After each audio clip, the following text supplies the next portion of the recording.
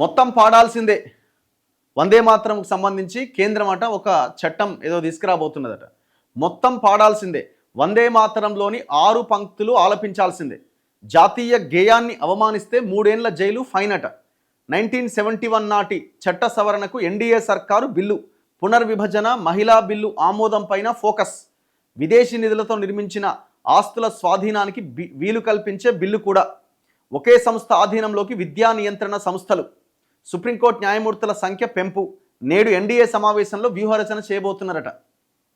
So ఇవన్నీ కూడా ఈ బిల్లులు, వీటికి సంబంధించిన ఈ సవరణ బిల్లులన్నీ కూడా రేపు జరగబోయే పార్లమెంట్ వర్షాకాల సమావేశాల్లో పెట్టబోతున్నారట.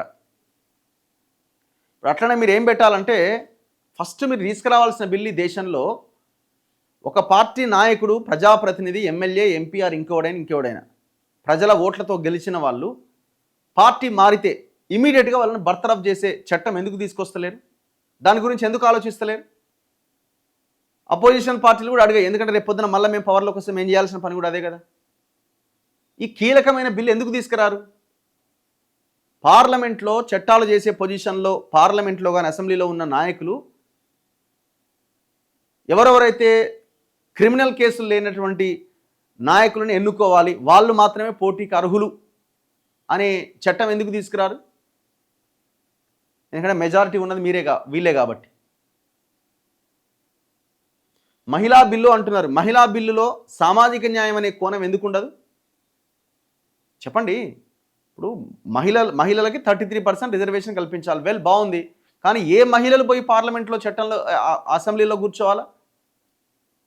బలహీన వర్గాల మహిళలు అక్కడ కూర్చోవాల్సిన అవసరం ఉంది కదా. మెజారిటీ 90% వాళ్ళే కదా. మరి అక్కడ ఎందుకు సామాజిక న్యాయం ఉండదు? ఇవన్నీ అడిగితే తెలుసు కదా ఇక మనకి. పార్లమెంట్ వానాకాల అండ్ దాంతోపాటు ఇంకోటి మీరు చేయాల్సింది, పార్టీలు మేనిఫెస్టోలు ఏవైతే పెడతాయో ఎలక్షన్లకు ముందు ప్రజల్ని మాయ చేస్తాయో, ఏ పార్టీ అయినా వాళ్ళ మేనిఫెస్టోలు కనుక మీరు కనీసం 70-80% కనుక మీరు అమలు చేయకపోతే ప్రజలే యాక్షన్ తీసుకునేటువంటి బిల్లు ఎందుకు పెట్టరు?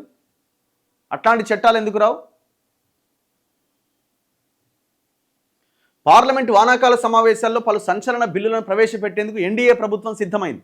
ముఖ్యంగా జాతీయ గీతంతో పాటు జాతీయ గేయం కూడా తప్పనిసరిగా పాడేలా నిబంధన తెస్తూ జాతీయ గౌరవానికి అవమానాన్ని నిరోధించే చట్టం, prevention of insults to national honour act 1971కు సవరణ బిల్లును ప్రతిపాదించబోతున్నది. దీంతో జనగణమన గీతానికి ఉన్న రక్షణ ఇకపైన వందే మాతరం గేయానికి కూడా వర్తిస్తుందట. జాతీయ గీతం, జాతీయ గేయంలో దేన్ని అవమానించేలా వ్యవహరించిన 3 ఏళ్ల వరకు శిక్ష, జరిమానా విధిస్తారు. అయితే అన్ని అధికారిక కార్యక్రమాల్లో వందే మాతరంలోని 6 పంక్తులను చదవాలని కేంద్ర హోంశాఖ ఇప్పటికే ఆదేశాలు జారీ చేసింది. జాతీయ గీతం, జాతీయ గేయం రెండూ పాడాల్సి వస్తే జాతీయ గేయానికి ప్రాధాన్యత ఇవ్వాలని పేర్కొన్నది. కానీ అవి మార్గదర్శక సూత్రాలే అని, తప్పనిసరి కాదని సుప్రీంకోర్టు పేర్కొన్న నేపథ్యంలో చట్టరూపం కల్పించేందుకు కేంద్రం సిద్ధమవుతున్నది.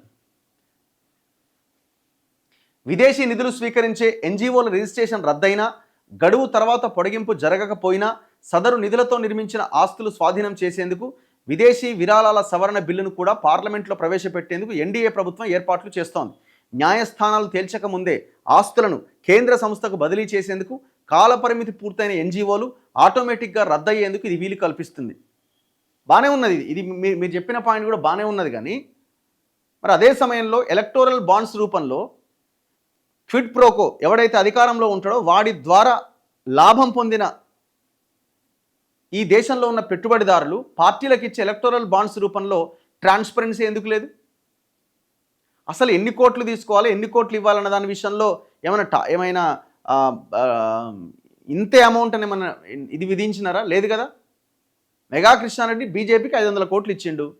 ఈ దేశంలో ప్రతి పార్టీకి డబ్బులు ఇచ్చిండు. కాంగ్రెస్కి ఇచ్చిండు 100-150 కోట్లు, బీఆర్ఎస్కి ఇచ్చిండు, అన్ని డిఎంకేకి ఇచ్చిండు, వైసీపీకి ఇచ్చిండు, టీడీపీకి ఇచ్చిండు. మరి ఎలక్టోరల్ బాండ్స్ ఏంది? మరి ఈ విషయంలో గైడ్లైన్స్, చట్టాలు, నిబంధనలు ఏం వర్తించవా? ఎందుకంటే మీ అకౌంట్లో డబ్బులు పడుతున్నాయి కాబట్టి. దోపిడీ చేసిన సొమ్ముని తీసుకొచ్చి వాడు మీ పార్టీలకు ఇస్తున్నాడు ఫండ్ కింద. మీరు ఎందుకంటే రేపు పొద్దున అధికారంలోకి వచ్చినా, అధికారంలో ఉన్నోళ్ళైనా వాళ్ళ మీద యాక్షన్ తీసుకోకుండా ఉండడానికి.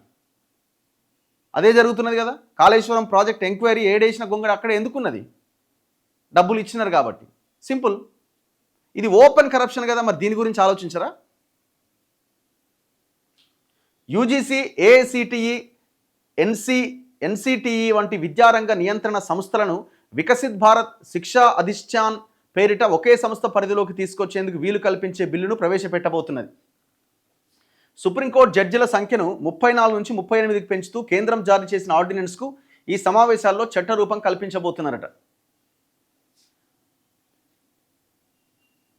అండ్ పార్లమెంట్ నియోజకవర్గాల పునర్విభజన అంటే పెంచబోతున్నారు, డీలిమిటేషన్ అది. అండ్ మహిళా రిజర్వేషన్ బిల్లును ఆమోదించుకునేందుకు ఎన్డీఏ ప్రభుత్వం రంగం సిద్ధం చేస్తోంది.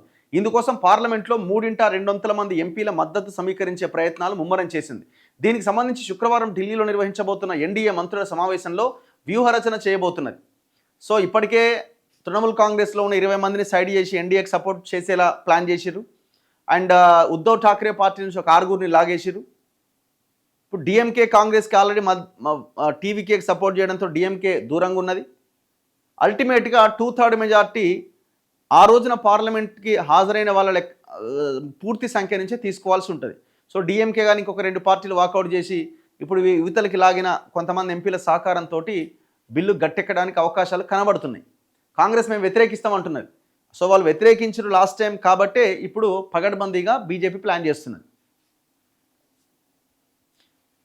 సో వాళ్ళ మెయిన్ ఫోకస్ మిగతావన్నీ ఏమున్నా ఈ నియోజకవర్గాల పెంపు అన్నది ఒకటి, మహిళా రిజర్వేషన్ మీదనే ఫోకస్ ఉన్నది. మరి ఏం చేస్తారన్నది చూడాలి.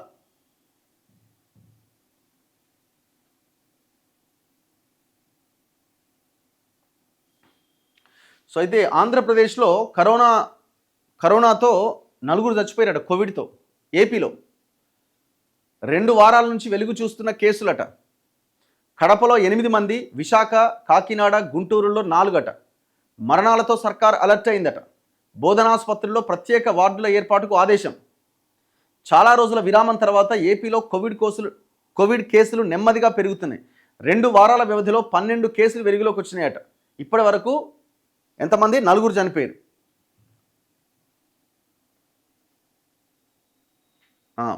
బుధవారం కడపలో 1 చచ్చిపోయారు. గురువారం కాకినాడలో మరొక బాలిక కరోనాతో చనిపోయింది. ఇప్పటి వరకు నమోదైన మొత్తం కేసుల్లో కడపలో అత్యధికంగా 8, గుంటూరు జిల్లాలో 2, విశాఖ, కాకినాడలో ఒక్కొక్కటిగా నమోదైనవి. విశాఖలో 1, గుంటూరు జిల్లా మంగళగిరి ఎయిమ్స్లో 2 కేసులు హోమ్ ఐసోలేషన్లో ఉండగా మరో 2 ఆసుపత్రుల్లో చికిత్స పొందుతున్నారు. మరో 3 కోలుకొని ఆసుపత్రుల నుంచి డిశ్చార్జ్ అయ్యారు. 2020-22 మధ్య ప్రపంచాన్ని వణికించిన కరోనా ఆ తర్వాత తగ్గుముఖం పట్టింది. గత 4 సంవత్సరాల్లో అక్కడక్కడ 1-2 కేసులు మినహాయిస్తే పదుల సంఖ్యలో వెలుగులోకి వచ్చిన దాఖలాలు లేవు. అయితే గత 2 వారాల వ్యవధిలో కడప, రాజంపేట్, విశాఖ, మంగళగిరి, కాకినాడల్లో వరుసగా కేసులు బయటపడుతుండడంతో మళ్లీ అలజడి మొదలైంది. వారం రోజుల క్రితం కడప, రాజంపేటలో 8 పాజిటివ్ కేసులు నమోదైనాయి. వారిలో ఒకరి పరిస్థితి విషమించడంతో కడప ప్రభుత్వాసుపత్రికి వైద్యులు మెరుగైన చికిత్స కోసం తిరుపతికి పంపించారు. అక్కడ చికిత్స పొందుతూ ఒక వ్యక్తి మరణించారు. మరొకరు కడప నుంచి తమిళనాడులోని సిఎంసి ఆసుపత్రిలో చికిత్స పొందుతూ చనిపోయారు. బుధవారం ఉదయం మరో వ్యక్తి కడప ఆసుపత్రిలోనే చికిత్స పొందుతూ చనిపోయారు. తాజా మరణంతో కడపలో కరోనా బారిన పడిన 8 మందిలో 3 చనిపోయారు. జూలై 1వ తేదీ నుంచి దేశవ్యాప్తంగా 339 కోవిడ్ కేసులు నమోదైనవి. జూన్ 26 నుంచి జూలై 16వ తేదీ వరకు రాష్ట్రంలో 67 మందికి కోవిడ్ పరీక్షలు చేసిరట. అకస్మాత్తుగా కోవిడ్ కేసులు పెరుగుతుండడంతో ఆరోగ్య శాఖ అప్రమత్తమైంది. స్టేట్ ర్యాపిడ్ రెస్పాన్స్ టీంలను సిద్ధం చేసింది. ఈ బృందాలు కరోనా పాజిటివ్ కేసులు నమోదైన ప్రాంతంలో పర్యటించేలా ఏర్పాట్లు చేస్తున్నదట. సో ఇట్లా అయితే ఇక్కడ విశాఖలో 33 ఏళ్ల వ్యక్తికి పాజిటివ్ వచ్చిందట. అయితే ఆయన కొద్ది రోజుల కిందట హైదరాబాద్ వెళ్ళొచ్చిందట. అప్పటి నుంచి జ్వరం, తలనొప్పితో బాధపడుతుండట. ప్రైవేట్ వైద్యుని సంప్రదిస్తే టెస్ట్ చేస్తే కోవిడ్ పాజిటివ్ వచ్చిందట. సో సిచ్యువేషన్ ఇట్లున్నది. ఇది మళ్ళీ ఏమవుతుందో.